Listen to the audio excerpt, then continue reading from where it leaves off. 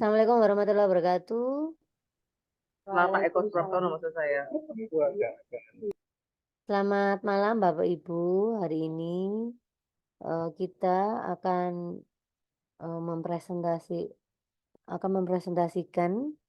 Di sini ada dua kelompok pemateri yang akan presentasi. Yang pertama adalah kelompoknya Pak Igede Iwan Suryadi dan Pak Dadang Kristianto yang akan membawakan topik The Myopic Market Model. Kemudian nanti akan dilanjutkan dengan kelompok Bu Siti Soima dan Pak Thomas yang akan membawakan topik tentang Sustainable Governance. Kemudian untuk masing-masing kelompok kita akan memberikan waktu presentasi masing-masing orang adalah 15 menit. Kemudian dilanjutkan dengan tanya jawab.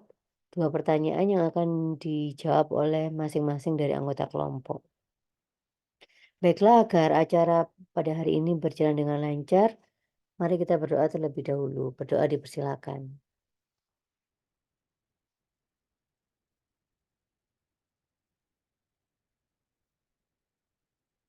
Berdoa selesai. Baik, kami persilakan kepada kelompok satu, yaitu kelompoknya Pak Iwan, untuk mempresentasikan topik The Myopic Market Model. Monggo Pak Iwan.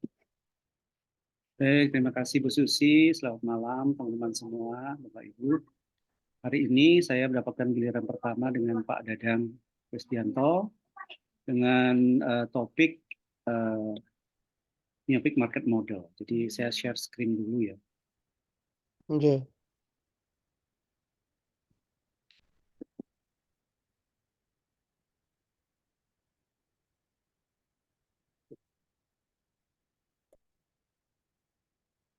Apakah sudah terlihat Bapak Ibu?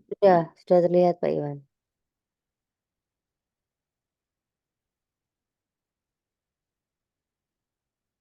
Nah, topik ini topik ketiga dari bahasan kita tentang corporate governance, yaitu membahas tentang the Myopic Market Model. Memang dari sisi penamaan ini market model, kita sedikit mengalami pelajaran yang berarti gitu ya, karena market, karena biasanya di corporate governance itu identik dengan hal-hal yang di bidang finance, lalu di sini ada market model. Ya. Karena ini perlu kita gali lagi. Saya akan menjelaskan di awal dulu sebelum kita akan bahas artikel yang berkaitan dengan myopia atau myopic market model. Saya akan presentasikan ini dengan Bapak Dadang Kristianto.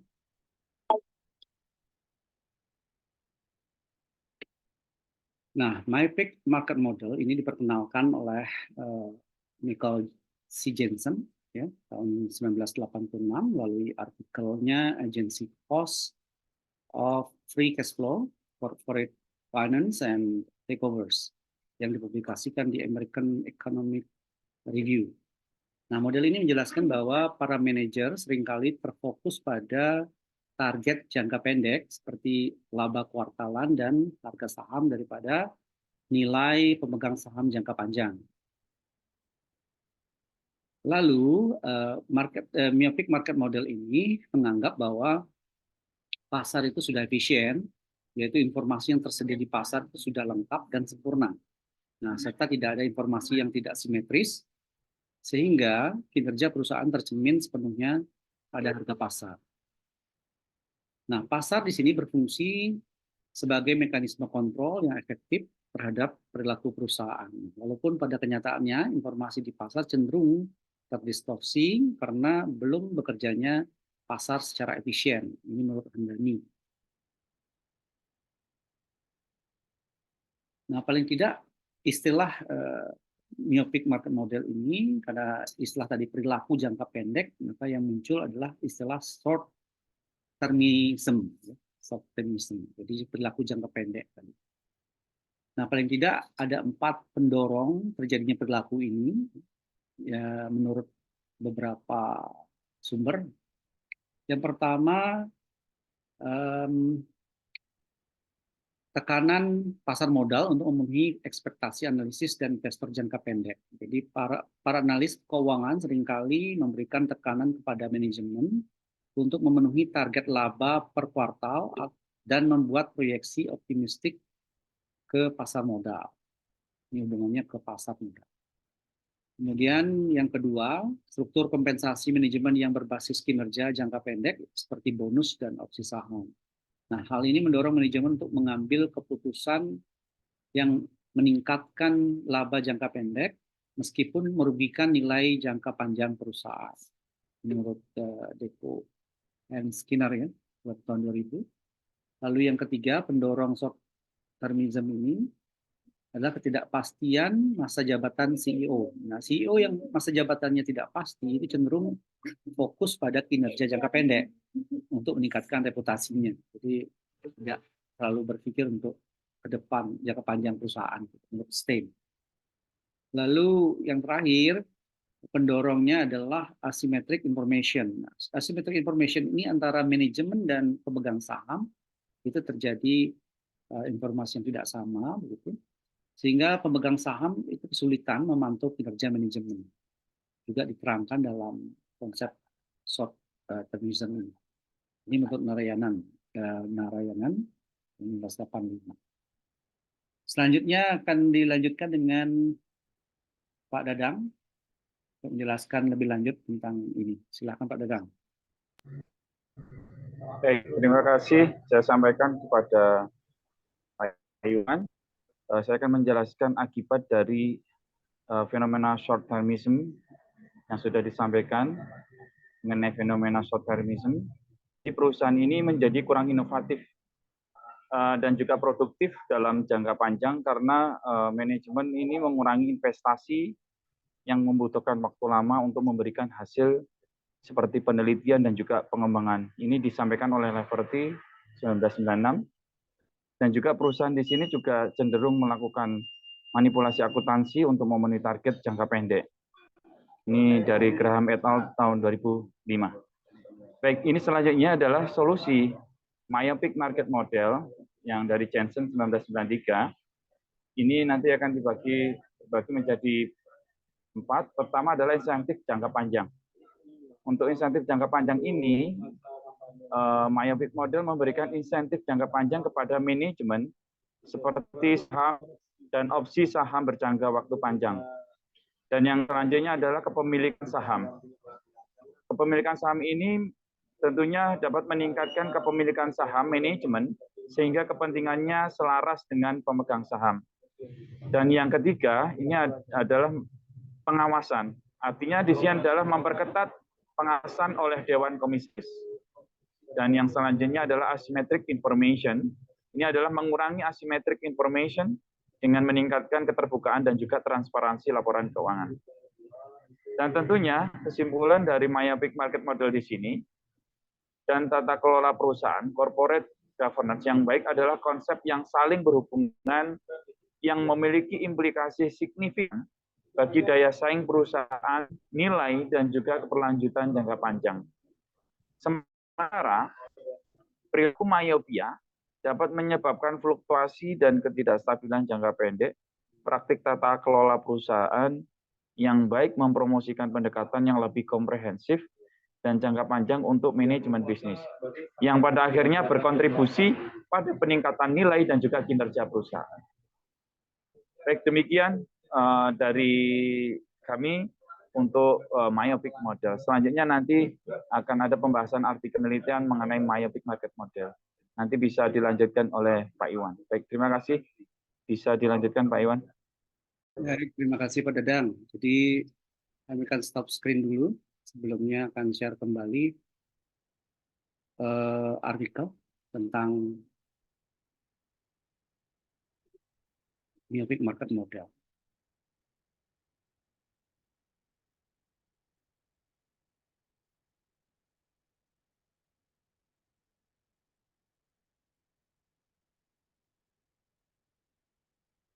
Nah, di layar tampak satu artikel dari Journal of Business Research dengan judul Executives Financial Experience and Myopic Marketing Management. myopic loss aversion perspective. Nah, ini sudah kami rangkum, kemudian kami analisis dan review. Kami akan sampaikan hasil reviewnya bertahap.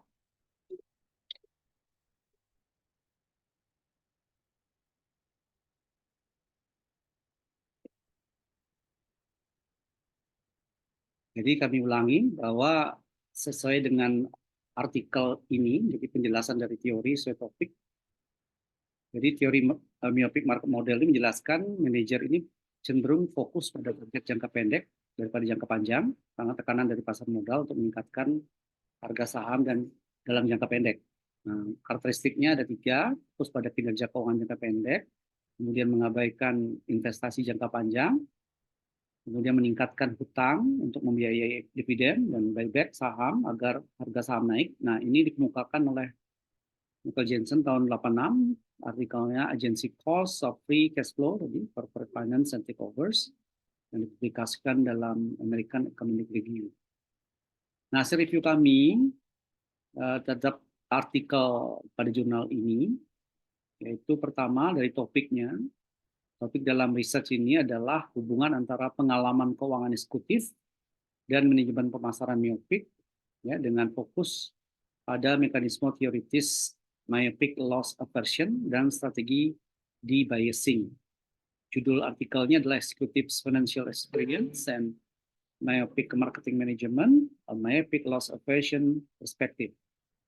Penulisnya Leilei Gu, Journal of Business Research. Ini ada pada kuartal 1, bidang marketing, dengan SJR 2.9. Tahun terbit 5 Januari 2023. Nah, secara umum, gambaran latar belakangnya adalah untuk mengeksplorasi pengaruh pengalaman keuangan eksekutif pada myopic loss aversion, disingkat MLA, dan bagaimana hal itu mempengaruhi manajemen pemasaran myopic atau MMM. Kemudian penelitian ini juga bertujuan untuk mengidentifikasi strategi de-biasing yang dapat memperbaiki strategi pemasaran myopic yang disebabkan oleh MLA tadi dari eksekutif dengan pengalaman keuangan. Nah, penelitian ini dianggap penting karena keputusan pemasaran yang myopic itu dapat mengurangi kinerja jangka panjang perusahaan dan mengurangi nilai daripada pemegang saham. Oleh karena itu, penelitian ini membantu manajer dan eksekutif dalam mengambil keputusan pemasaran yang lebih baik dan mengurangi dampak negatif dari MLA. Nah, teori dan variabel yang digunakan dalam penelitian ini, teori yang digunakan adalah teori myopic loss aversion atau MLA. MLA ini adalah kecenderungan manusia untuk lebih sensitif terhadap kerugian daripada keuntungan dalam pengambilan keputusan. Nah, variabel yang digunakan dalam penelitian ini adalah pengalaman keuangan eksekutif, kemudian manajemen pemasaran myopic, dan beberapa variabel moderator seperti insentif kompensasi, pasar modal, dan juga tekanan kinerja. Nah, selain itu penelitian ini juga menggunakan beberapa ukuran alternatif untuk variabel dependen seperti myopia RD dan analisis teks dan pembelajaran mesin berdasarkan manajemen diskusi, analisis MDA, dan laporan keuangan tahunan. Lalu dalam artikel ini, fakta yang digunakan dalam mengembangkan model adalah bahwa keputusan pemasaran yang myopic itu dapat mengurangi kinerja jangka panjang perusahaan dan mengurangi nilai pemegang saham. Selain itu, fakta lainnya bahwa eksekutif dengan pengalaman keuangan yang cenderung lebih memilih keputusan pemasaran myopic karena MLA tadi.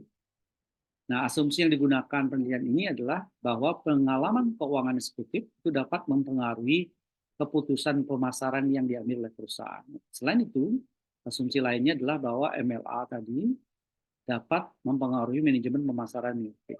Nah, penelitian ini juga mengasumsikan bahwa insentif kompensasi, pasar modal, dan tekanan kinerja dapat memoderasi pengaruh dari MLA kepada MMM tadi. Lalu saya sampaikan indikator yang digunakan dalam penelitian ini beberapa variabel. Pertama adalah pengalaman keuangan eksekutif. Itu diukur dengan variabel dummy, menunjukkan apakah eksekutif memiliki pengalaman keuangan sebelumnya atau tidak. Lalu MMM atau manajemen pemasaran miopik ya, diukur dengan variabel dependen, dihitung melalui selisih antara pengeluaran pemasaran aktual dan pemasaran yang diharapkan expected ya, berdasarkan pendapatan perusahaan. Lalu ada variabel insentif kompensasi, ada pasar modal, ada tekanan kinerja. Juga ada beberapa ukuran alternatif digunakan untuk variabel dependen seperti MIOPA, FD, dan analisis tag tadi. Kemudian pembelajaran mesin berdasarkan manajemen diskusi dan analisis MDA dari laporan keuangan tahun perusahaan. Selanjutnya berikut adalah gambar dari model atau kerangka konsep yang ada. Di sini terlihat ada beberapa hipotesis dan variabel yang digunakan. Saya lanjutkan dulu dengan dua hal lagi. Yang pertama hipotesis, di sini ada 7 hipotesis yang dihadapkan. Yang pertama proporsi eksekutif dengan pengalaman keuangan di TMT berdampak positif terhadap MMM. Lalu hipotesis kedua, insentif kompensasi meningkatkan hubungan positif antara IFI di TMT dan MMM. Lalu hipotesis ketiga, tekanan pasar modal meningkatkan hubungan positif antara IFI di TMT dan MMM. 4, tekanan kinerja perusahaan meningkatkan hubungan positif antara IFI di TMT dan MMM.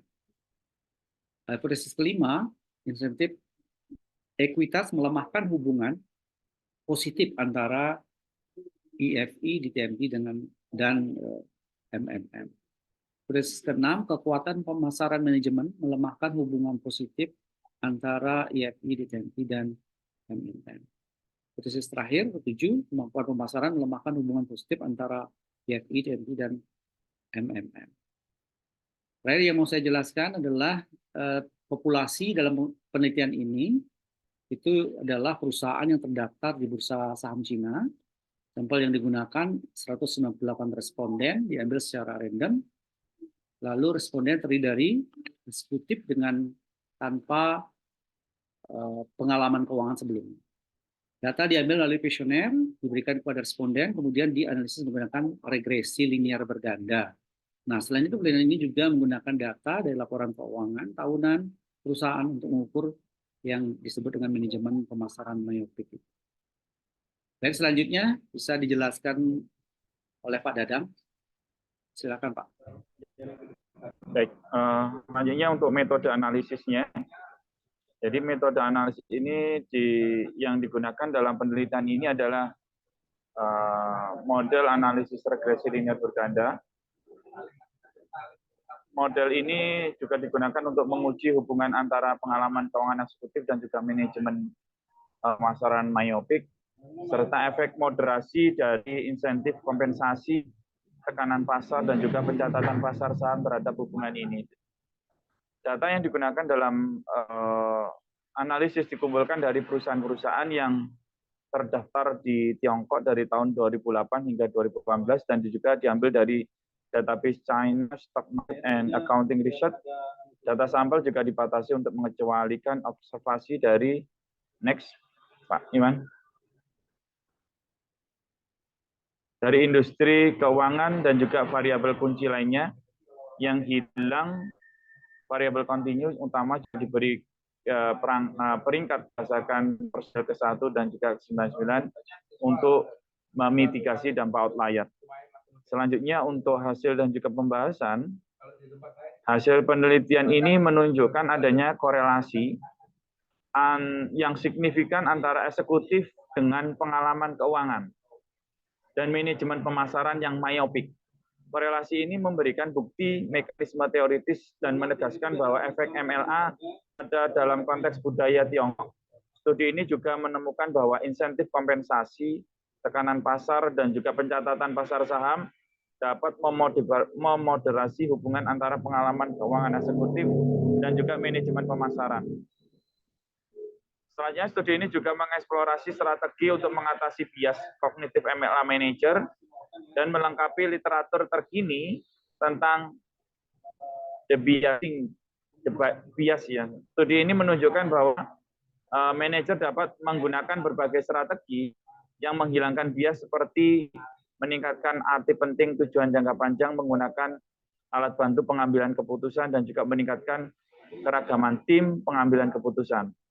Strategi ini dapat membantu manajer mengatasi bias kognitif mereka dan membuat keputusan pemasaran yang lebih rasional dan juga efektif. Secara keseluruhan, penelitian ini memberikan kontribusi terhadap literatur mengenai keengganan terhadap kerugian dan manajemen pemasaran dengan memberikan bukti empiris mengenai hubungan antara pengalaman keuangan para eksekutif dan manajemen pemasaran yang sempit.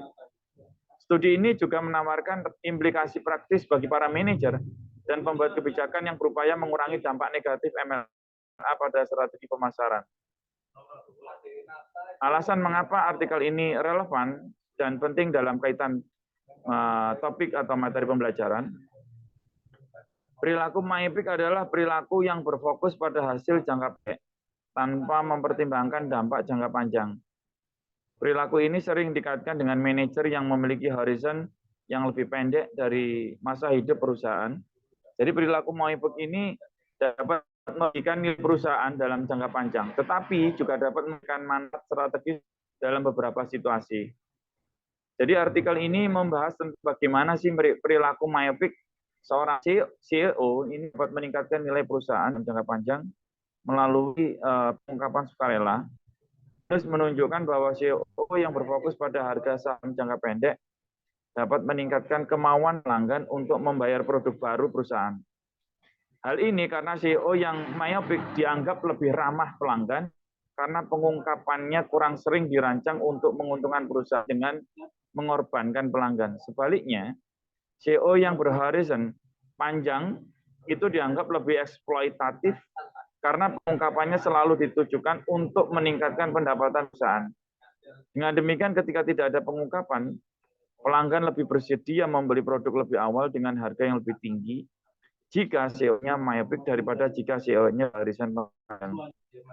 Nah, selanjutnya, topik yang harusnya dilakukan untuk pengembangan hasil penelitian pada artikel ini, mengenai keterbatasan penelitian ini, salah satu keterbatasan utamanya adalah data yang digunakan dalam analisis dikumpulkan hanya dari perusahaan-perusahaan yang tercatat di Tiongkok. Oleh karena itu, kemampuan generalisasi temuan ini pada konteks budaya dan industri lain mungkin terbatas. Selain itu, penelitian ini hanya berfokus pada dampak pengalaman keuangan eksekutif terhadap manajemen pemasaran yang tidak jelas, dan faktor-faktor lain yang mungkin mempengaruhi pengambilan keputusan pemasaran, seperti budaya dan struktur organisasi tidak dipertimbangkan. Nah, selanjutnya, untuk penelitian di masa depan, ini akan menarik untuk mereplikasi penelitian ini dalam konteks budaya dan industri lain untuk menguji kemampuan generasi temuan ini.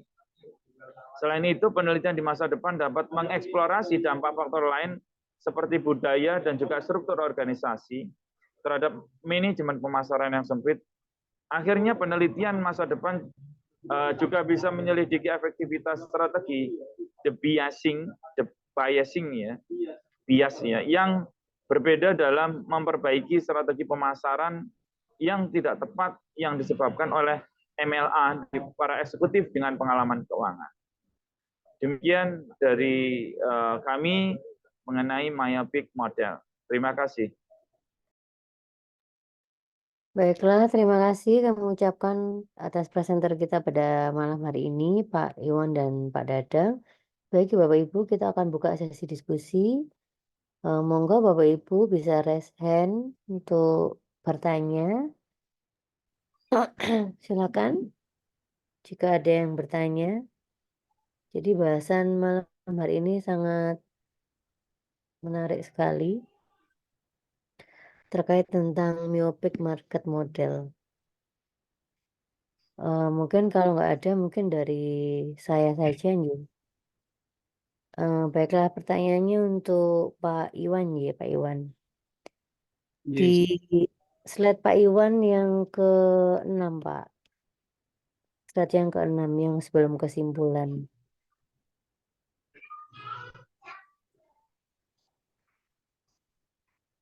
Itu di situ menurut Jensen tahun 1993 itu ada solusi myopic market model. Nah, salah satu solusinya adalah tentang asymmetric information. Jadi, mengurangi asymmetric information dengan meningkatkan keterbukaan dan transparansi laporan keuangan. Nah, yang mau saya tanyakan di sini, contoh nyata dari asymmetric information itu seperti apa?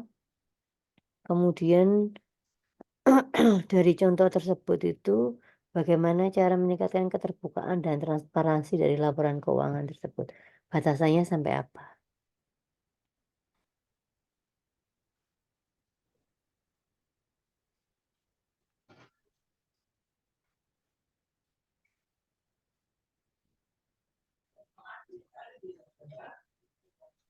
Saya kehilangan tombol. Oke. Baik, terima kasih Bu Susi pertanyaannya. Ya. Yang saya akan jelaskan sedikit karena ini berhubungan dengan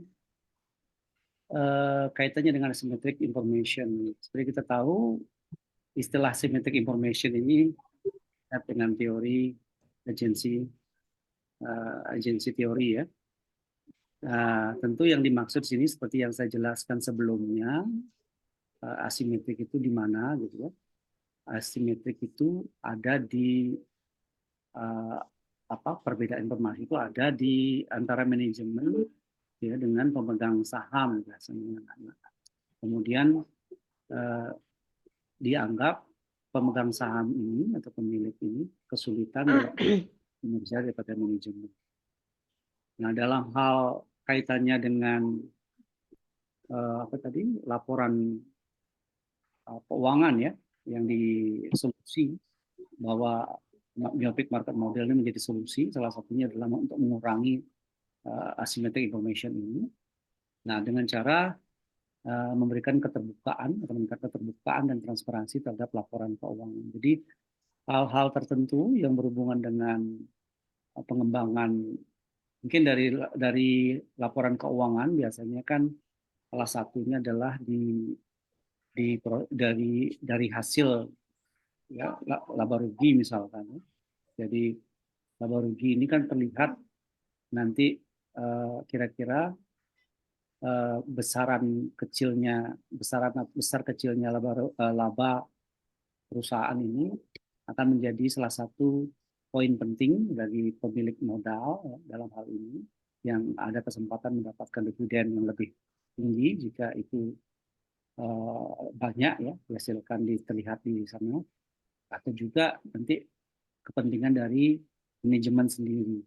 Nah, di situ keterbukaannya akan terlihat kira-kira transparansinya berapa misalkan laba yang ditahan di perusahaan, misalkan persentasenya, kemudian berapa yang bisa di-share sebagai dividen, itu transparan ya, sesuai. Tidak ada model-model hal-hal yang menyimpang ya. Seperti kami dijelaskan kemarin, ada istilah earning management, itu diperbolehkan dalam hal itu, sehingga itu transparan bagaimana earning management yang dilakukan oleh manajemen untuk mengelola laporan keuangan tersebut, sehingga pihak pemilik dalam hal ini pemegang saham paham bahwa sisa dari laba yang ada itu memang presentasinya sudah sesuai dengan yang diharapkan. Jadi perilaku yang singkat yang dilakukan oleh manajemen ini tidak saja tidak hanya merugikan gitu ya, tapi juga mengubah hal dia transparan dan terbuka. Saya kira itu aja yang simpelnya, kalau tidak itu yang bisa saya sampaikan. Mungkin bisa saya tambah Pak Iwan untuk melengkapi. Silakan, Pak. Ya, monggo Pak Dadang. Yang disampaikan Pak Iwan, ini saya melengkapi saja. Jadi dalam model myopic tadi, asymmetric information itu merujuk pada ketidakseimbangan informasi. Jadi Bu Susi, jadi antara pihak-pihak yang terlibat, jadi kayak manajer terus dan juga pemegang saham. Nah, yang ketidakseimbangan ini dapat menyebabkan perilaku myopik gitu. Jadi di mana nanti keputusan itu diambil itu berdasarkan informasi yang memang terbatas atau jangka pendek. Jadi kayak gitu. Terus selanjutnya bahwa asimetri informasi ini dapat mendorong manajer perusahaan itu untuk menjadi myopik dalam pengambilan keputusan investasi. Dan makanya hal ini dapat terjadi akibat konflik keagenan yang sudah kita pelajari, apa itu dulu keagenan itu. Dan juga perbedaan informasi antara manajer dan juga pemegang saham. Nah, tentunya asimetri informasi ini juga dapat mempengaruhi respon ya konsumen mungkin terhadap perubahan harga dan juga apa ya seperti dalam pembelian mobil dan lain-lain. Jadi seperti itu. Itu untuk melengkapi saja informasi yang sudah disampaikan Pak Iwan tadi. Baik, terima kasih. Oke, terima kasih. Ya, matur nuwun Bapak-bapak, matur nuwun Pak Iwan, matur nuwun Pak Dadang. Baiklah kita ke sesi 2. Kami persilakan kepada Bu Eka yang udah present mulai dari subuh. Monggo Bu Eka. Oke, baik Bu Susi, Pak Iwan, dan Pak Dadang. Mungkin ada sedikit pertanyaan dari saya terkait ada kaitannya di slide ketiga. Atau ini ya Pak, yang saya tangkap dari short termism ini adalah perilaku atau kecenderungan untuk fokus pada pencapaian tujuan jangka pendek saja. Akan tetapi di perusahaan itu kan ada jangka pendek, ada jangka panjang ya Pak.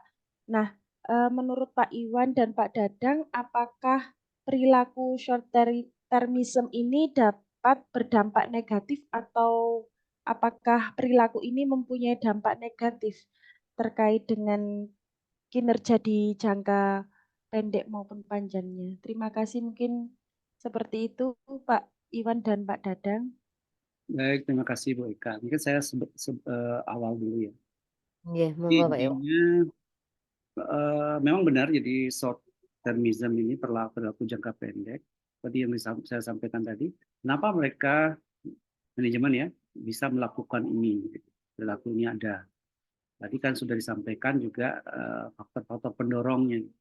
Nah, kadang-kadang memang ada yang memang keputusan-keputusan diambil yang jangka pendek ini justru bisa menguntungkan begitu dibandingkan dan jangka panjang. Ada yang seperti itu. Ada yang bisa juga merugikan gitu.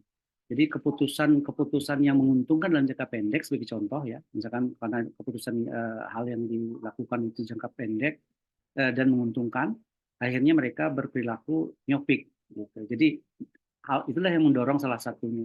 Jadi tentu sebenarnya tujuan perilaku jangka pendek ini sebenarnya tadi itu sepanjang itu lebih menguntungkan dibandingkan jangka menengah panjang, maka itulah yang menjadi pendorong manajemen untuk melakukannya.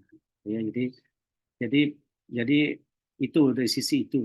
Nah, ini terlepas dari bagaimana strategi dari manajemen, kemudian bagaimana pihak pemegang saham memantau atau mengawasi. Nah, ini yang terjadi kesenjangan biasa.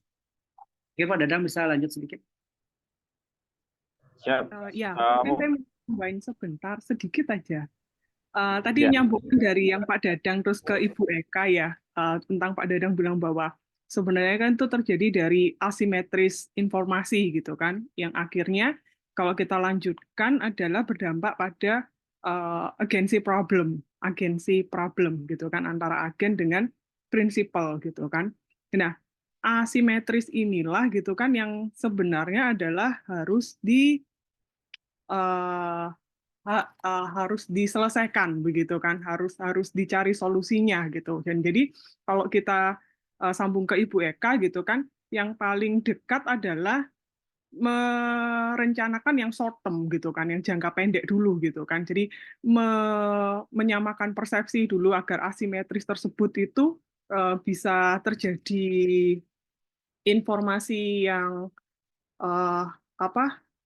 sudah lengkap begitu kan. Jadi sehingga nanti pada kondisi kan sebenarnya kan kalau myopic market model itu kan di mana kondisi pasar itu kan sudah settle ya, sudah efisien begitu kan. Maksudnya informasi di pasar itu sudah lengkap, sudah tersedia gitu kan. Jadi sehingga tercermin dari harga pasar atau saham sepenuhnya. Benar begitu ya, Pak ya. Nah, jadi kalau yang tadi itu juga perilaku myopik itu didorong karena juga ada asimetris gitu kan, asimetris informasi dari agen ke prinsipal gitu kan, yang akhirnya mengakibatkan sebuah problem gitu kan, agensi problem gitu kan. Jadi menurut saya adalah manajemen untuk melakukan strategi yang paling mudah atau paling dekat adalah yang jangka pendek dulu gitu kan. Jadi ditambal dulu asimetrisnya apa gitu kan, strateginya apa dulu supaya tidak terjadi asimetris informasi tersebut gitu kan. Baru setelah itu memikirkan strategi jangka panjang. Kalau saya sih menurut saya seperti itu gitu. Atau mungkin Pak Dadang bisa Ya, dibagi. baik. Ya, ini sedikit menambahkan saja ya. Jadi itu sudah bagus tadi, sudah dijelaskan sama saya sebentar ini. Nah, jadi short term ini dapat berdampak negatif tadi yang sudah disampaikan Pak Iwan. Jadi menambahkan bahwa sebenarnya bisa mengakibatkan juga penurunan pekerjaan. Jadi menguraikan fokus pada hasil singkat ini dapat mengakibatkan penurunan pekerjaan. Yang gilirnya ini juga dapat mempengaruhi kesejahteraan masyarakat juga. Dan tentunya kalau myopik ini atau short termism ini juga bisa berdampak mengancam juga pertumbuhan ekonomi tentunya. Karena dia fokus pada hasil singkat ya. Ini fokus hasil singkat. Nah, ini terutama dalam negara-negara maju seperti Amerika Serikat, Eropa dan juga Inggris ini sini. Dan tentunya juga bisa mengancam jadi kalau pengambilan keputusan singkat ini seperti kayak meningkatkan nilai bunga ini dapat mengaruhi juga negatif pada pasar modal. Terus juga bisa untuk short termism tadi itu juga dampak negatifnya bisa berlanjut juga bisa. Ya, karena kemampuan bisnis ini untuk bertahan di pasar yang kompetitif kurang bisa akhirnya. Seperti itu. Mungkin itu saja dari saya untuk menambahkan dampak short termism ya. Mungkin kalau ada yang mau mengkoreksi ya silahkan. Gitu. Monggo Bapak Ibu, kelompok 1 sangat terbuka. Ada lagi yang mau menanggapi? Ya, mungkin menambahkan karena kaitannya Bu dengan Soimah. ya, mungkin menambahkan karena kaitannya dengan topik saya. Jadi ternyata di myopik itu pun disinggung bahwa salah satu kayak kelemahannya itu ya kan short term ya. Jadi tidak mempedulikan terkait dampak sosial dan dampak lingkungan. Begitu nggak Pak Iwan dan Pak Dadang? Apa memang disinggung terkait topik tersebut karena di bab saya dengan Pak Thomas ini kan tentang sustainable governance dan itu menurut saya berkaitan ya dari myopik lalu ke sustainable itu. Terima kasih Bu Soimah. Monggo ada lagi Bapak Ibu. Mungkin dari saya ya Bu Susi ya. Monggo Bu Santiana monggo. Terima kasih atas kesempatannya. Terima kasih Pak Iwan atas paparannya terkait dengan myopik market model. Nah, tadi disampaikan juga oleh Bu Christine terkait dengan asimetris informasi yang dari tadi dibahas terkait dengan asimetris, sering terjadi asimetris informasi dalam model myopik market. Nah, kalau saya sih lebih ke ininya ya Pak ya, untuk keberlanjutan suatu usaha, mungkin seperti yang dikatakan Ibu Christine tadi bahwa memang untuk menghindari asimetris informasi yang tadi sudah dijelaskan, nah mungkin untuk jangka pendek itu mungkin bisa dilakukan perbaikan informasi dulu seperti yang dijelaskan tadi, lalu setelah dilakukan perbaikan informasi baru masuk pada rencana jangka panjang, mungkin kira-kira seperti itu untuk myopik market model. Karena yang dibahas tadi oleh Pak Iwan terkait dengan market model ini memang terfokus pada perencanaan pasar pada jangka pendek. Jadi untuk menghindari asimetris informasi mungkin memang harusnya dilakukan strategi terlebih dahulu sebelum masuk kepada perencanaan jangka panjang. Mungkin kira-kira seperti itu, Ibu Susi. Terima kasih Bu Samsiana, jadi memang bahasan malam hari ini tentang myopic market model, di mana myopic market model sendiri itu adalah pasar yang sudah efisien. Itu informasi yang tersedia di pasar itu sudah lengkap ya. Baik Bapak Ibu, untuk Ya mungkin kelompok Bu Susi saya monggo mungkin Aman. poin terakhir Iya. saja. Nah tadi sudah Silakan, dibicarakan tentang miopik dan sebagainya itu. Nah saya hanya ingin tahu aja apa yang penting dari apa. Kenapa kok artikel ini sangat penting, sangat menarik sekali sehingga bisa diuraikan bagi untuk kelompok, alasan teman-teman kelompok atau Pak Iwan dan Pak Dadang untuk mengangkat tema ini sebagai sebuah pokok bahasan kita di malam ini. Mungkin itu yang perlu saya sampaikan. Oh iya, monggo. Jadi tadi sudah disampaikan sebenarnya sudah dengan Pak Dadang ya berkaitan dengan kenapa kok ini relevan topik ini dalam penelitiannya berhubungan dengan miopik tadi. Nah, artikel ini kan membahas tentang perilaku miopik dari CEO tadi ya, dan meningkatkan nilai perusahaan dalam jangka panjang. Nah, prosesnya kita sebut dengan pengungkapan sukarela. Gitu. Itu yang dipermasalahkan dari sini.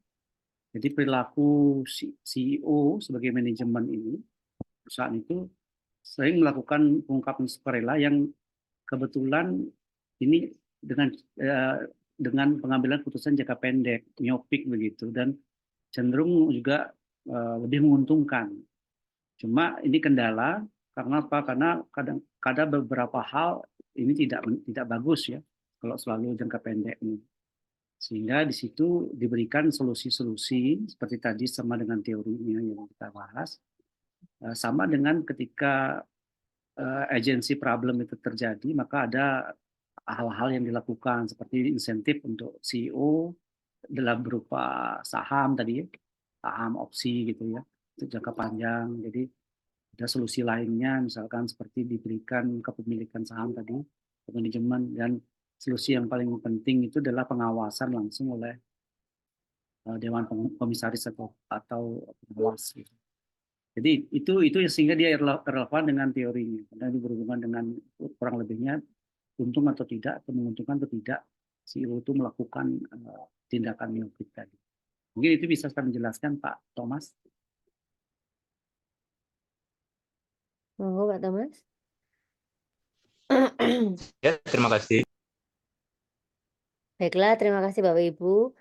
Mungkin cukup untuk sesi yang pertama ini untuk penampilan dari kelompok 1. Terima kasih atas penampilan dari kelompok 1 dari Pak Thomas dan Pak Dadang. Kita akan langsung lanjut ke penampilan dari kelompok 2.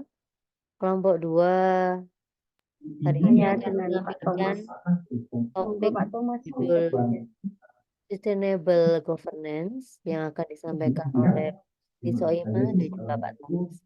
Waktu dan kesempatan kami berikan. Bapak Ibu. Itu yang kita perlu tahu, benar sih, nggak bisa kita kerja dengan dalam.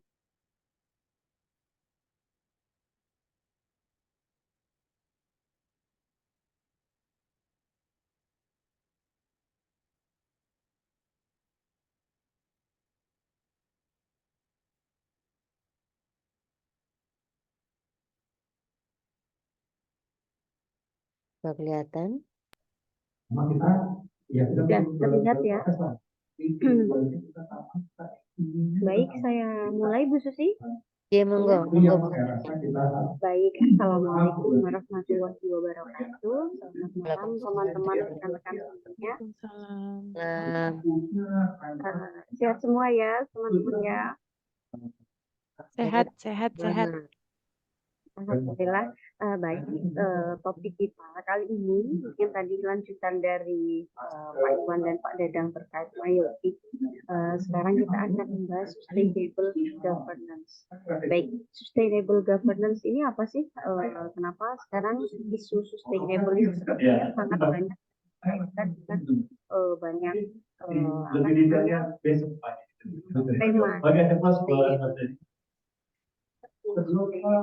finance dan lain-lain. Jadi kalau Ya, sustainable mungkin saya akan sedikit governance membacakan susunan SK yang pemilihan yang tahun 2012. tata kelola berkelanjutan. Jadi merujuk pada prinsip-prinsip, praktek, dan proses yang mendorong keberlanjutan jangka panjang. Highlightnya di sini adalah jangka panjang dalam pengambilan keputusan dan implementasi kebijakan. Jadi ini mencakup pendekatan holistik yang mempertimbangkan kesejahteraan generasi saat ini dan mendatang serta kesehatan planet. Ya, makanya tagline-nya kadang save our planet ya.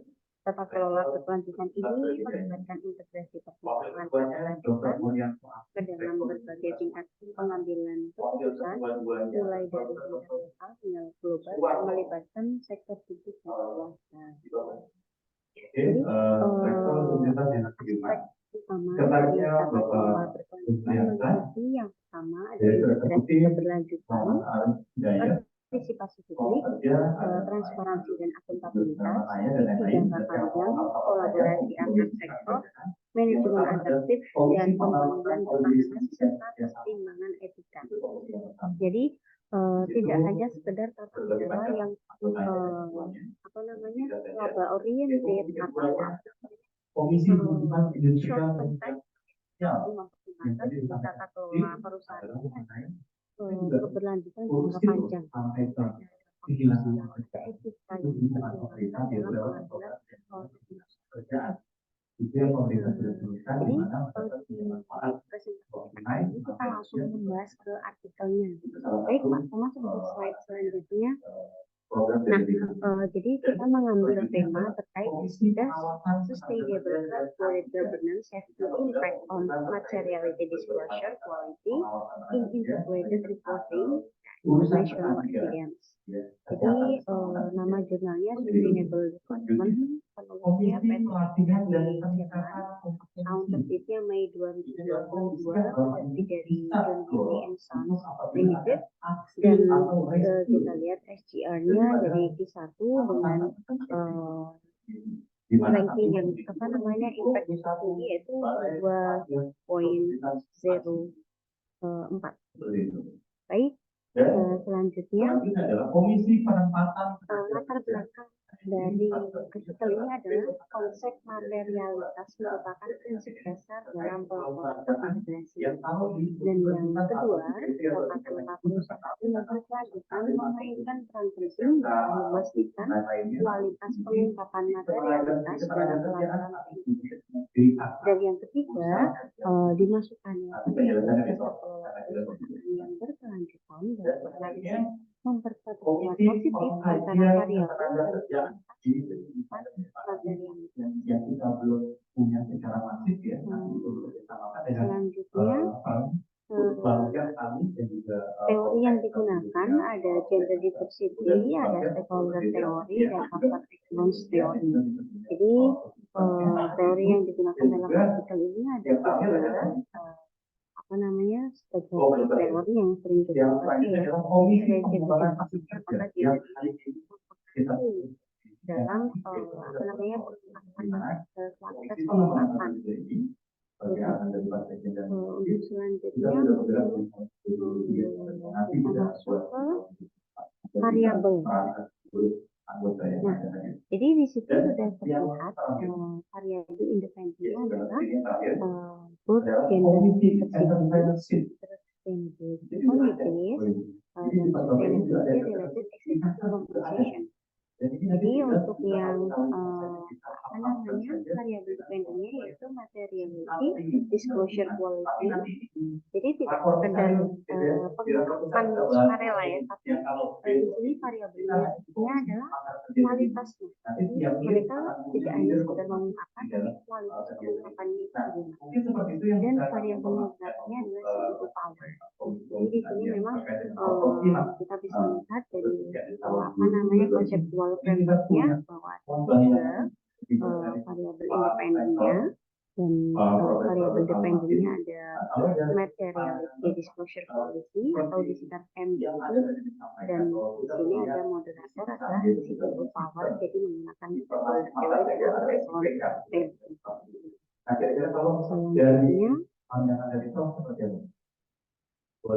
Selanjutnya hipotesisnya ya tadi sudah terlihat bahwa hipotesis pertama yaitu gender diversity is positively associated with MDQ atau materiality disclosure quality, dan yang hipotesis kedua adalah institutionalized sustainability board expertise via sustainability committee positively associated with MDQ, dan yang ketiga ada sustainability related executive compensation is positively associated with MDQ.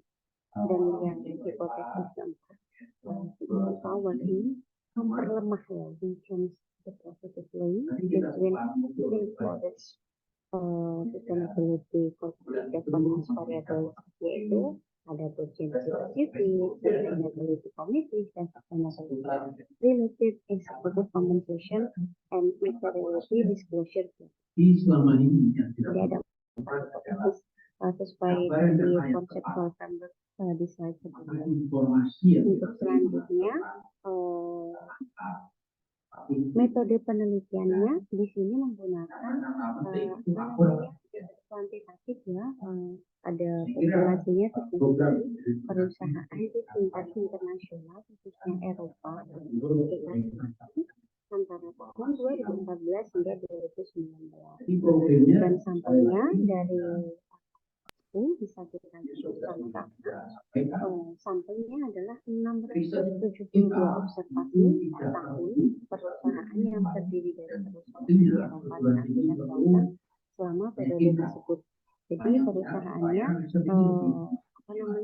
terdaftarnya itu 386, term years-nya ada 2.300. Sampelnya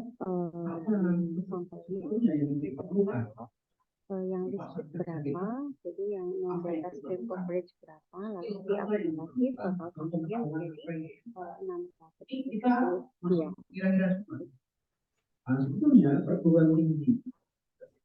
Baik, untuk selanjutnya akan disampaikan oleh Thomas pada Pak Thomas.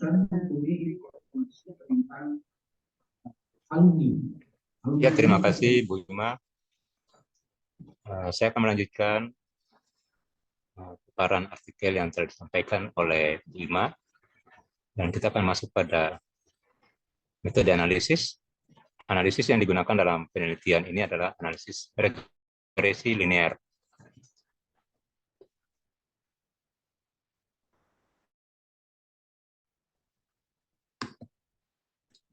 Hasil penelitian, keragaman gender dan kompensasi eksekutif terkait keberlanjutan memiliki dampak positif signifikan pada MDQ, kualitas pengungkapan material, sementara keberadaan komite keberlanjutan tidak memainkan peran signifikan. Yang kedua, kekuasaan CEO sebagai variabel moderator melemahkan dampak positif dari proksi tata kelola perusahaan berkelanjutan yang dimaksudkan pada MDQ. Lalu yang menjadi alasan mengapa artikel ini relevan dan penting dalam kaitan topik materi pembelajaran kita saat pembelajaran. Yang pertama, penelitian empiris. Artikel ini didasarkan pada penelitian empiris yang menggunakan data nyata dari perusahaan di berbagai negara. Dalam hal ini skala internasional, sehingga memberikan bukti konkret tentang hubungan antara tata kelola perusahaan berkelanjutan dan kualitas pengungkapan material dalam pelaporan terpadu. Yang kedua, fokus pada tata kelola berkelanjutan. Artikel ini memusatkan perhatian pada tata kelola perusahaan berkelanjutan yang merupakan aspek penting dari praktik tata kelola perusahaan modern.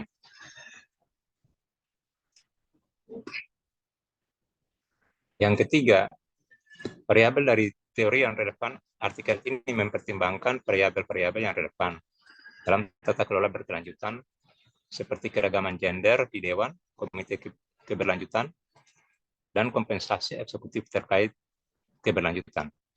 Yang keempat, aplikasi bagi praktik bisnis. Hasil dari penelitian ini memberikan wawasan berharga pada praktik bisnis. Mereka dapat memahami bagaimana memperbaiki kualitas pengungkapan material melalui tata kelola perusahaan berkelanjutan. Lalu yang kelima, relevansi dengan inisiatif regulasi. artikel ini menghubungkan temuannya dengan inisiatif regulasi yang sedang berlangsung. Seperti proyek Green Deal, hal ini menunjukkan bahwa penelitian ini tidak hanya bersifat akademik, tapi juga mempertimbangkan implikasi praktek dan regulasi yang berkaitan dengan tata kelola berkelanjutan. Tema atau topik apa yang seharusnya dilakukan untuk mengembangkan hasil penelitian pada artikel ini. Yang pertama, penelitian di masa depan dapat menganalisis hubungan antara tata kelola perusahaan internal dan eksternal dengan pelaporan terpadu. Dan yang kedua, studi di masa depan dapat mencakup adopsi prinsip-prinsip investigasi yang bertanggung jawab dari PBB dan dampaknya terhadap MDQ. Yang ketiga, masih ada pemahaman terbatas mengenai interaksi antara tata kelola dewan yang berkelanjutan dan jaminan berkelanjutan yang diberikan oleh akuntan profesional. Hubungan antara komite audit dan berkelanjutan, auditor keuangan dan berkelanjutan, serta kontribusi mereka terhadap PR harus tercermin dalam desain penelitian di masa depan. Yang keempat, penelitian lebih lanjut diperlukan untuk lebih memahami hubungan antara tata kelola perusahaan berkelanjutan dan indikator tata kelola perusahaan konvensional, seperti independensi, dewan yang sibuk, atau jaringan.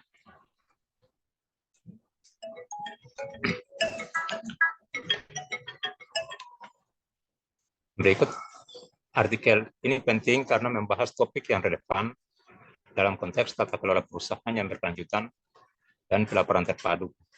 Penelitian ini mempertimbangkan elemen-elemen kunci dari tata kelola perusahaan berkelanjutan seperti keragaman gender di dewan, komite keberlanjutan, dan kompensasi eksekutif terkait keberlanjutan, serta mempertimbangkan dampak dari kekuasaan CEO sebagai variabel moderator. Hasil penelitian menunjukkan bahwa keragaman gender di dewan dan kompensasi eksekutif terkait keberlanjutan memiliki hubungan positif yang signifikan dengan kualitas pengungkapan material. Namun implementasi komite keberlanjutan tidak berpengaruh signifikan pada kualitas pengungkapan material.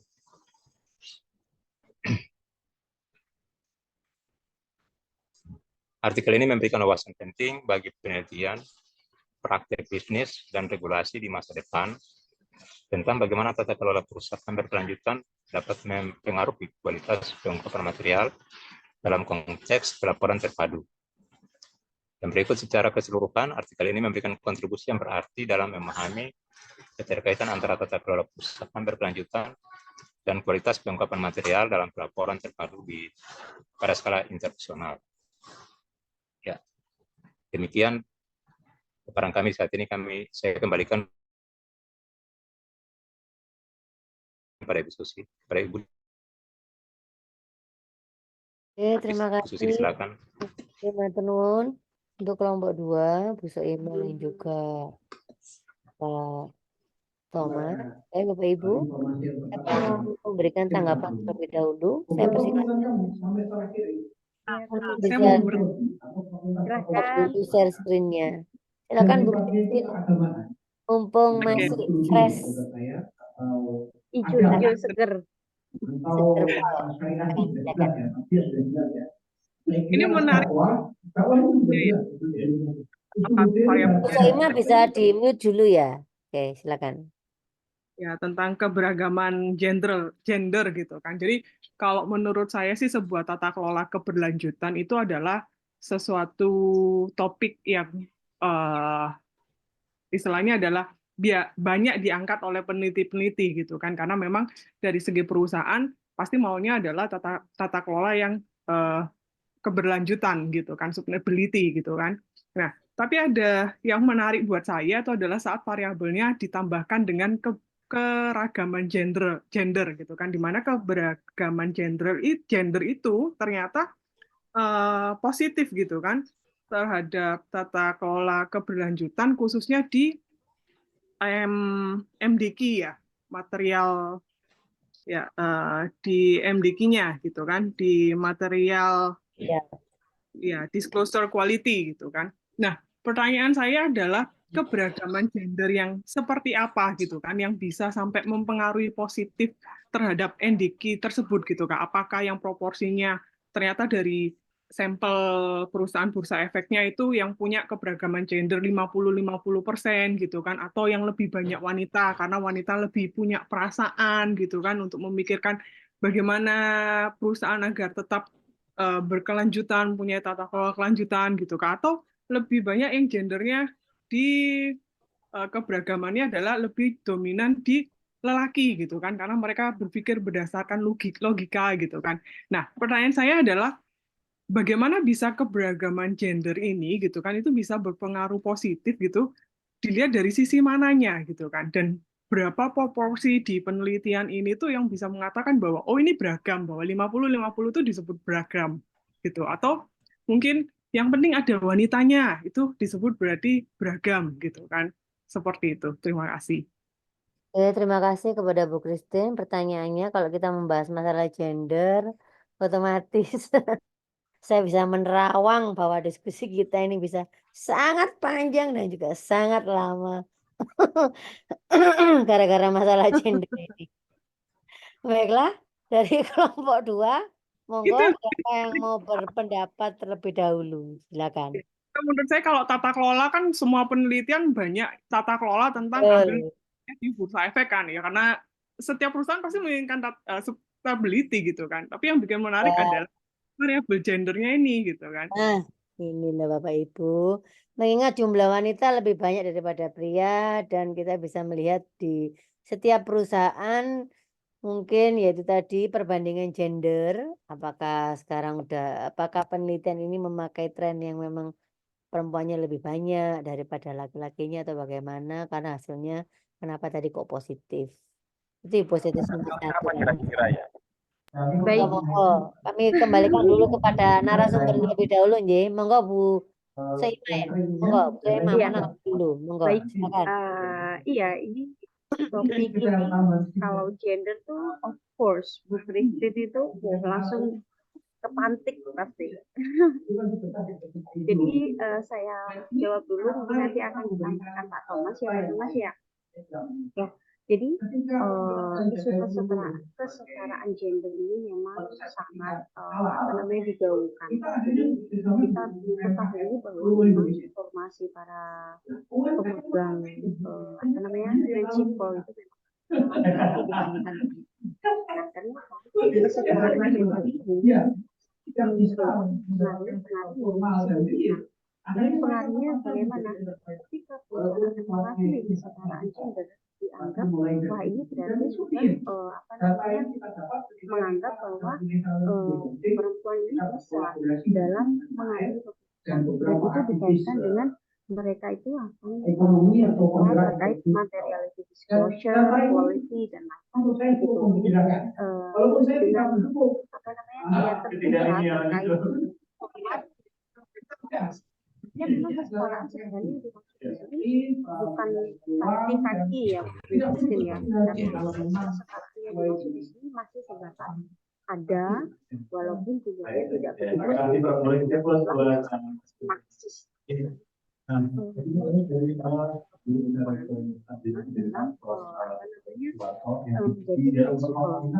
Terus selanjutnya bahwa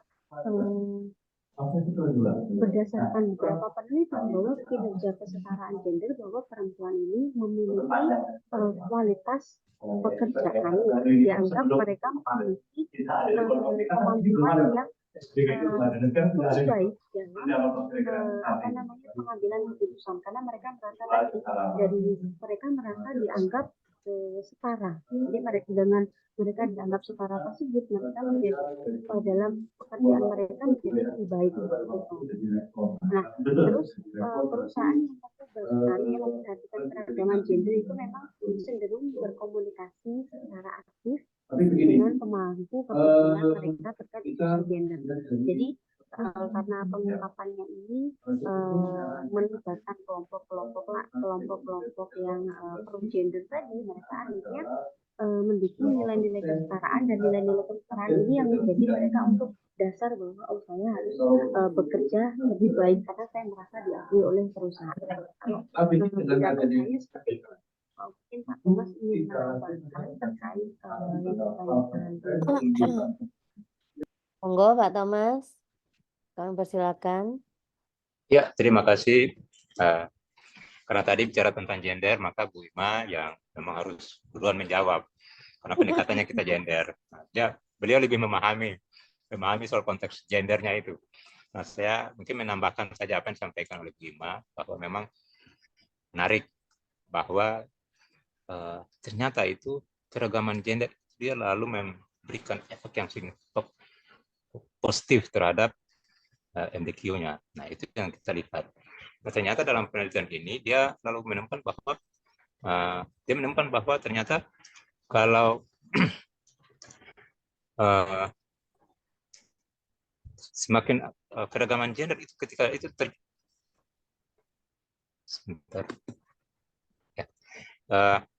ketika semakin banyak porsi perempuan itu masuk dalam posisi-posisi dewan eksekutif dan sebagainya, itu mereka ternyata meningkatkan itu, mereka punya interaksi komunikasi dan sebagainya dengan pihak-pihak terkait. Nah, ternyata ditemukan juga bahwa ketika perempuan itu semakin ada dalam posisi-posisi demikian, itu dia malah meningkatkan yang namanya pelaporan terintegrasi, itu malah semakin tinggi. Nah, kami melihat bahwa karena aspek perempuan tadi sudah yang disampaikan Ibu Ima dan juga Bu Christine di awal pertanyaan tadi sudah memberikan komentar soal itu. Nah, biasanya perempuan itu mereka lebih telaten, mereka lebih sabar, dan mereka dalam komunikasi mereka lebih cepat berkomunikasi, sehingga memang didapati bahwa dalam artikel ini itu interaksi mereka cukup tinggi sekali dalam proses berkomunikasi. Dan sekali lagi saya sampaikan tadi, pelaporan terintegrasi itu malah ditemukan lebih tinggi, temuannya lebih tinggi sekali, dan itu sangat baik sekali. Nah, mungkin itu yang saya tambahkan. Terima kasih. Baiklah, terima kasih Pak Thomas atas jawaban dan juga Bu Ima tadi. Saya mencoba melihat ke ada beberapa artikel lain yang membahas tentang keberagaman gender, nggih. Dan ternyata memang kalau di artikel yang barusan saya baca ini itu tidak ada pengaruh. Jadi tidak berpengaruh positif keberagaman dari gender sendiri di Dewan Komisaris. Cuma kalau yang penelitian ini itu hanya penelitiannya itu tergolong singkat, kemudian metode pengukuran gendernya itu disarankan di penelitian ini baiknya bisa menggunakan 2 metode, yaitu dummy dan juga Blow Index. Dan kalau kita lihat di sini, keberagaman gender dalam Dewan Komisaris itu tidak berpengaruh positif terhadap kinerja perusahaan. Intinya keberagaman gender sendiri tidak menjadi patokan perusahaan bisa mencapai kinerja perusahaan itu bisa baik atau tidak kalau di penelitian ini. Nah, tadi yang memang seperti yang diungkapkan oleh Bu Christine tadi, bahwa kira-kira yang dipakai di jurnal yang kita bahas, yang disampaikan oleh kelompok 2 tadi, itu keberagaman gendernya itu berapa persen? Apakah di situ disebutkan kisarannya, misalnya jumlah perempuannya lebih banyak daripada laki-lakinya atau sebaliknya, sehingga hasilnya tadi bisa positif. Nah, kalau saya lihat juga di populasi dan sampelnya, di sini dikatakan bahwa sampel dari penelitian ini adalah 672 observasi tahun perusahaan.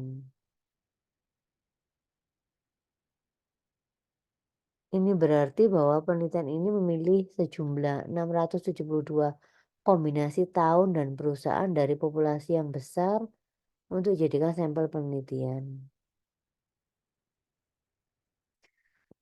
Mungkin dari sisi penarikan sampelnya sendiri saya juga belum jelas di sini. Mungkin dari Bapak Ibu ada yang bisa menambahkan, monggo.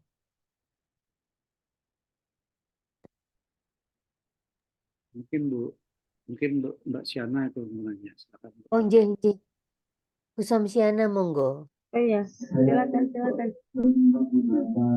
Terima kasih Bu Susi. Terima kasih. Tadi ada yang dibahas beberapa temuan penelitian baik yang dibahas oleh Bu Ima maupun Ibu Susi tentang hasil penelitian yang berbeda ya terkait dengan gender dalam artikel yang dikaji. Nah, sebenarnya kalau bicara tentang gender dalam suatu perusahaan, ini sebenarnya banyak hal ya. Karena kesetaraan gender ini juga bisa mendorong bagaimana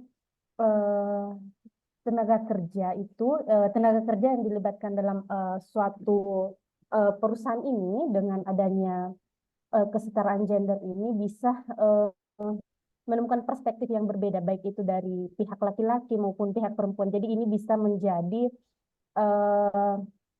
perspektif yang berbeda, baik dari laki-laki maupun perempuan. Dengan demikian, mungkin itu bisa meningkatkan inovasi dan kreativitas dalam perusahaan. Nah, selain itu, dengan adanya kesetaraan gender dalam perusahaan, mungkin ini bisa cenderung mencapai kinerja yang berbeda. Nah, karena percaya atau tidak, hal yang bisa dilihat ada beberapa kajian yang menjelaskan bahwa perempuan itu lebih detail cara bekerja daripada laki-laki. Nah, ini mungkin yang diperlukan dalam satu perusahaan, mengapa kesetaraan gender ini diperlukan. Mungkin begitu, Bu Susi. Oke, siap. Terima kasih Bu Samsiana. Jadi Bu Samsiana memicu ini ya berarti ya. Memicu pernyataan wanita lebih detail. Gimana ini bapak-bapak ini? Apakah bapak-bapak ada yang mengomentari bahwa ternyata wanita emang lebih detail nih? Tiga bapak-bapak ini. Kayaknya nggak mungkin kalau Pak Dadang akan lebih detail lagi, apalagi menyangkut teori. Monggo Pak Dadang, mungkin ada yang mau menyampaikan. Masalah detail itu masalah golongan darah. Oh, Bukan masalah Bahaya itu, gender. Pak. Golongan Golongan darah darah loh. itu lebih detail. Yes, fact. Iya. Dapat Baik. darah. Ya, biar dijawab Bu Susi, soalnya Pak Dadang lagi di tengah jalan, bisa dilanjut. Ya, oke. Baik. Baik Bu Susi, saya mulai dari sampel selection and composition-nya. Jadi di sini sampel selection-nya. Jadi sampelnya di sini adalah perusahaan yang ya, bukan orang ya, maksudnya firms. Jadi ini ada perusahaan, terus tahunnya perusahaan, lalu diakumulasi dari situ ditentukan sampelnya. Jadi bukan seperti sampel kita di marketing pada umumnya, tapi di sini adalah jumlah perusahaan yang yang ada di Eropa dan South Africa. Begitu. Terus terkait penelitian yang beberapa penelitian memang ada yang menyatakan tidak, jadi itu tidak mempengaruhi secara signifikan karena dianggap ya sama saja. Kadang makanya moderatornya di sini adalah menggunakan super power begitu. Nah, terkait tadi yang ditanyakan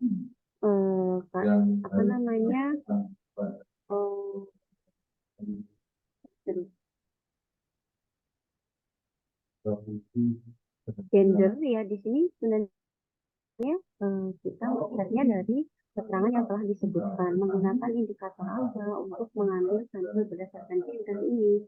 Nah, di sini disebutkan bahwa sampel gender ini menggunakan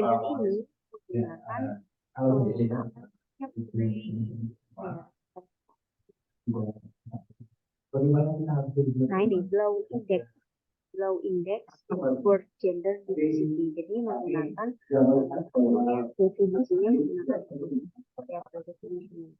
Nah, terkait dinyatakan nasional tadi terkait perempuan ini, nah ini sebenarnya topik saya kemarin ya itu ternyata paternalistik, namanya paternalistik, yaitu mengatakan bahwa kalau perempuan itu dianggap fokusnya di pekerjaan yang sifatnya teliti atau sifat merawat orang sakit, merawat dan lain-lain, itu paternalistik. Jadi menganggap perempuan itu lebih baiknya di situ. Nah, sebenarnya kesetaraan gender itu lebih dari itu sekarang. Jadi perempuan itu bisa lebih tinggi dibandingkan mengurusi sebuah sesuatu yang sifatnya domestik atau itu sih mungkin beberapa pendidikan signifikan dan tidak signifikan itu menurut saya wajar ya. Pasar itu kan kalau kita di tidak empiris, itu ada kesempatan. Gimana kita jadi mengambil data kita itu BEI gitu kali Pak Iwan ya, mengambil data dari BEI lalu diambil beberapa tahun, beberapa perusahaan lalu dianalisis begitu. Jadi ibarat kata tidak sedetail ketika penelitian itu empiris di perusahaan. Tadi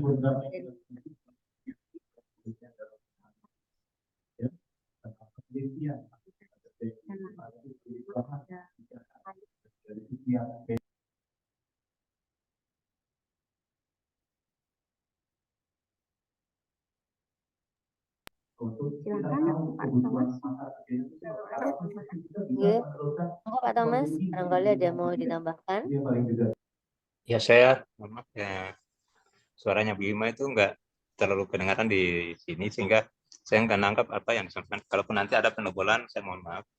Ya, tapi memang untuk ukuran sampel itu memang tidak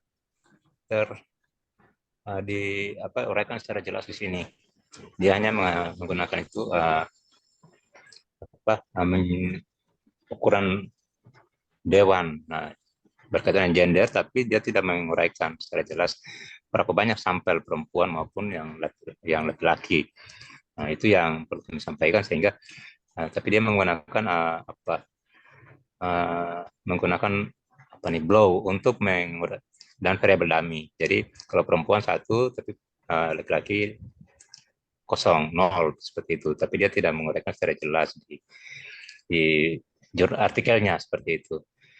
Nah, yang lainnya Bu Ima mungkin sudah menjelaskan, saya mungkin kurang mendapatkan suaranya kurang jelas sehingga memang saya belum bisa menambahkan lebih lanjut dan seperti itu. Terima kasih. Saya mohon maaf juga karena maksudnya kalau suara saya kurang begitu jelas, padahal saya sudah di paling belakang ini. Iya. Mungkin iya. Ya, saya bantu Pak Thomas, Bu Soima menjawab pertanyaan diskusi soal sampel ya kan. Ini kan sampelnya memang dia tahunnya cukup banyak ya. Sampel.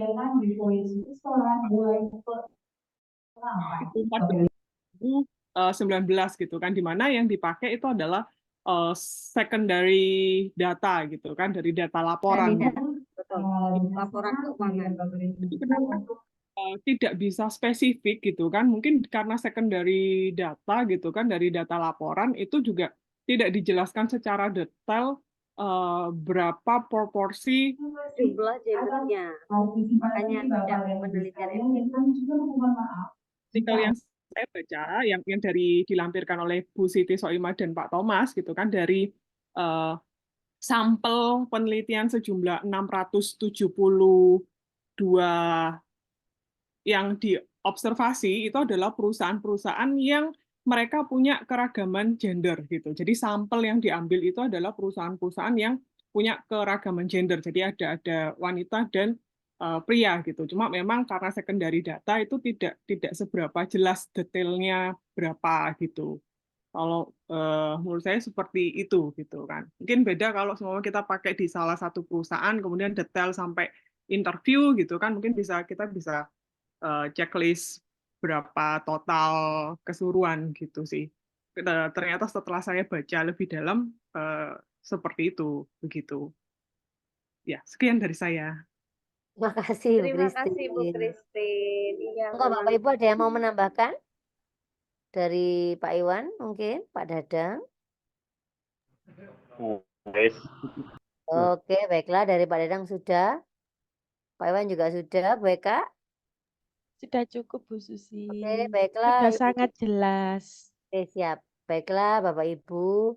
Hari ini kita di mata kuliah teori Good Corporate Governance etika bisnis ini kita udah membahas 2 topik malam hari ini tentang myopic market model dan juga tentang sustainable governance tadi yang menyangkut tentang ya gender. Memang kalau berbicara gender itu akan membuat kita menjadi lebih hidup. Baik Bapak Ibu, karena waktu sudah menjelang malam, mungkin di daerahnya Pak Thomas sudah jam berapa ini Pak Thomas? Monggo. 11. 12? 11 mungkin ya. Jam 11 lebih. Yang jam 10 mungkin 11.04, Pak Iwan. 11.04 Bu. Oh, Bu Susi. Oh, 11 jam 11.04. 11.04 padahal di sini masih jam 9.04. Oke. Ya, Pak Iwan jam 10 Bu, Pak Iwan. Di Pak Iwan udah jam 10. Baiklah Bapak Ibu, kita akhiri terlebih dahulu kuliah kita pada hari ini. Semoga apa yang kita bahas memberikan manfaat bagi kita semua. Akhir kata, wassalamualaikum warahmatullahi wabarakatuh. Waalaikumsalam. Waalaikumsalam. Selamat Bapak Ibu. Salam.